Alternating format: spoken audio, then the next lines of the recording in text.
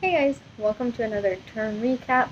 Hopefully you have your Gita ready, and let's get into it. So this term was a little crazy. I actually ended up doing 3 terms all at the same time because some course mishaps happened for me, and I'm getting a spot to put my Gita so I don't have to hold it.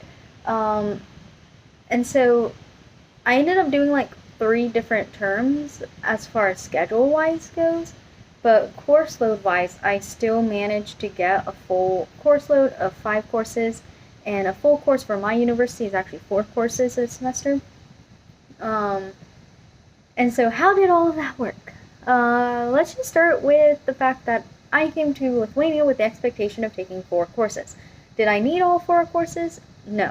But I did have to take 4 courses given the fact that I have a scholarship and it does require me to take at least 4 courses a semester so that I can get that money. And it covers the school fees. And so, like, when one of the courses ended up getting canceled, we ended up having some, like, scheduling issues, that you can call it. And so that's how I ended up actually having to do like 3 different terms all at once to make a complete term. So obviously I was on the Vilnius University schedule, which has not ended, by the way. I am done with my Vilnius University requirements, and like my transcript allegedly is already at my home university. However, the term itself has not officially ended here and will not end for another 10 days. Um, and so, and then there's also like term test remakes and all that. So, like, the term hasn't ended, as far as like calendar days goes, but it has been done for me, which is why I'm filming it now. Uh, and for that, I took 3 different courses. My Monday course was National Minorities, and that class was a history course, but it was very much statistical, demographic, and numbers. So it was basically the professor just telling us different breakdowns, and then we did dive into a little bit of some of the national minority groups and their lifestyles a little bit. But for the most part, it's very much numbers, and here's what they did, where they lived, demographic breakdown, political analysis, literacy, things like that. The second course I took was on Tuesdays, and that course was resistance movements during the occupation period, which is very recent. And so that one we did a lot more deep diving into we started with the Lithuanian independence, in between World War One and World War Two, known as interwar periods, and then we went into World War Two and the spheres of influence and how Lithuania became part of the Soviet Union. And we talked about a lot of the resistance movements from the partisans, and obviously resistance, and how the Catholic Church played a role, and a little bit of comparison with both Latvia and Estonia in certain aspects, and then the road to the modern independence. Then Wednesday, I took a literature course, and that one was the literature written during the Grand Duchy of Lithuania. So kind of like all over the place because I have like old, new, one that covers a little bit of everything. I would say national minorities was also more focused on interwar periods, so I kind of had like a free, or not free, I had like basically things from different aspects and periods of Lithuanian history, and so my literature was probably the oldest thing that was studied for me, and that is because it was during the Grand Duchy of Lithuania. And during that, we talked a lot also on the historical aspects of what was going on during that time with allyship with Poland, the Commonwealth, and Lithuania Minor, and all the things that was going on during the Grand Duchy. So those are the 3 classes that I took at Vilnius University, and I loved all of them.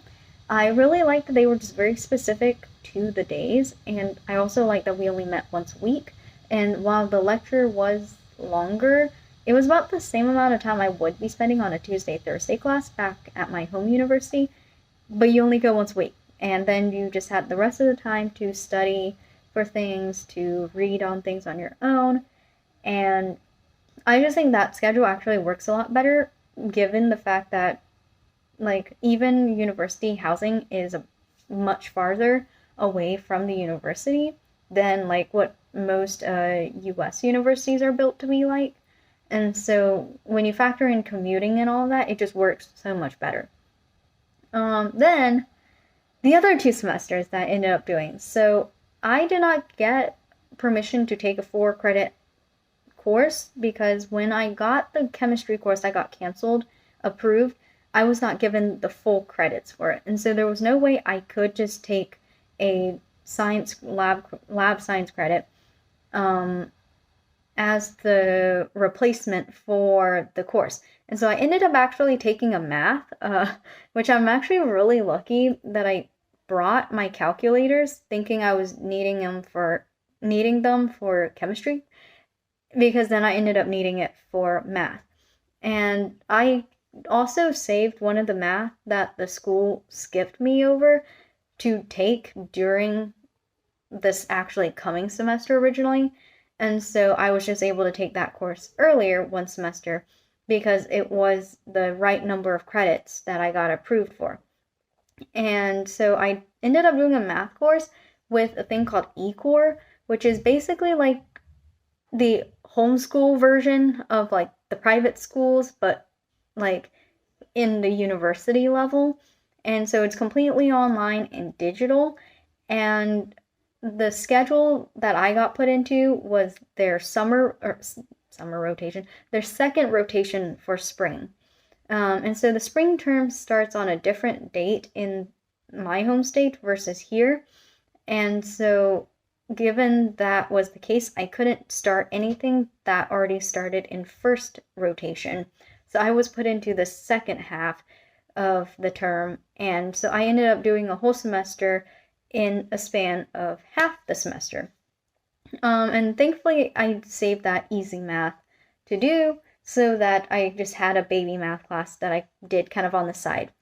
I spent about, I think, 3 days a week working through the modules, the units, and I passed the course, which is good. So that's how I ended up with 2. But in order for me to continue my fall classes, I still needed that chemistry science situation to be resolved, because that would have been the only credit in my 60 credits that I need in order to move into my major specific courses. And so I had to take a science. And I opted to take a biology course after doing some back and forth with my advisor regarding, should I do a chemistry or should I do something else? And I was recommended this introduction to biology course, which is what I ended up doing. I just took the exam like less than an hour ago, so I'm kind of waiting for the results to come in still.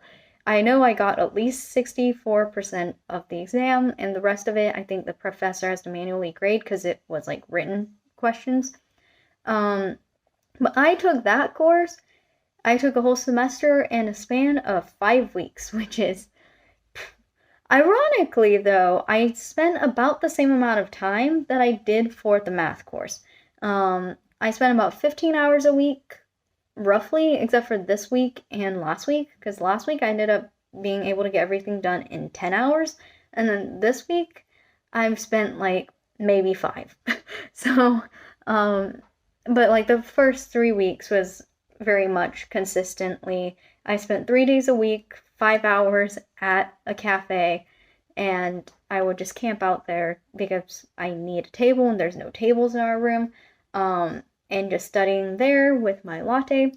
And so, yeah, I think overall, like, I would say as frustrating as it was when I found the chemistry course was gone and then having to, coordinate with university professors who are in a whole different time zone was a bit of a pain.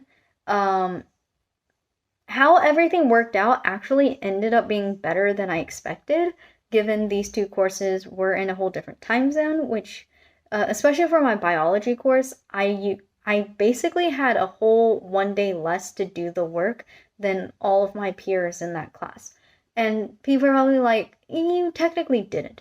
But I like to take care of myself somewhat, and so I did want to sleep at a normal time, and I would not receive the assignments until late Monday. And obviously, I had a Monday course that was also ongoing, and so for the most part, Monday night was the earliest I would have access in time to look into, okay, what is the assignments for the day. And usually I wouldn't spend too much time on a Monday doing the assignments. If anything, it was like if I had a ton of reading, I would start on it that Monday. Um, but the rest of the time, it was just making sure I knew what my assignments were. So then when Tuesday came and I was at the cafe, I can start working through the checklist. Um, but yeah, overall exchange experience so far, it's still going great. I've hit the level of permanently exhausted chicken because of this whole biology course and the fact that I just traveled and have been exploring quite a lot these past few weeks. And I have only a few more days left here, so it is kind of like taking it slow now in a way, while simultaneously, like, I really do need to do something productive. One of the main differences, though, for me, and you'll notice this in my P days, you'll notice this just, I think in general, if you have been following along my exchange experience or hear me talk about things, is I don't really go do the touristy stuff. I don't really go do a lot of the, uh, how to put it, like, popular things. I want to do more of the, like, local things or just the not so, like, flashy things. And so you'll definitely see that, and then you'll also notice, like, I do go to museums. I'm not a museum person at all, ironically, but at the same time, I do enjoy museums at the same time. It's this whole weird mix, and I like that the museums here are so specific to each thing that you can learn quite a lot very specific, rather than, I think part of why I don't really like museums for the most part, at least in the US, is they're huge. There's a lot going on, and that can be very overwhelming. So I've actually really enjoyed going to the museums here. What else? And a lot of just my time has also been spent with friends and family. And so when you're with friends and family, sometimes you're not going to do the things that people are probably Googling, like, oh, what to do in Lithuania, because it's like, oh, family event. Oh, other private event.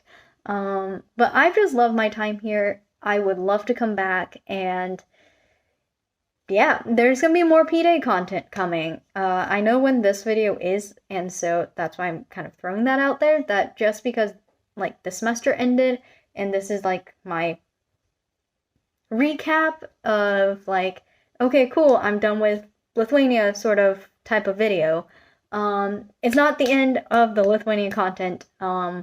I promise, I promise, I promise. There's a ton more videos that I have to edit. I think I have like 12 more videos to edit at some point. So I think this one's following like P-Day 10, 9, 10, somewhere around there. I can't even remember. But there's like 22 P-Days in total. So all 22 have a video with it.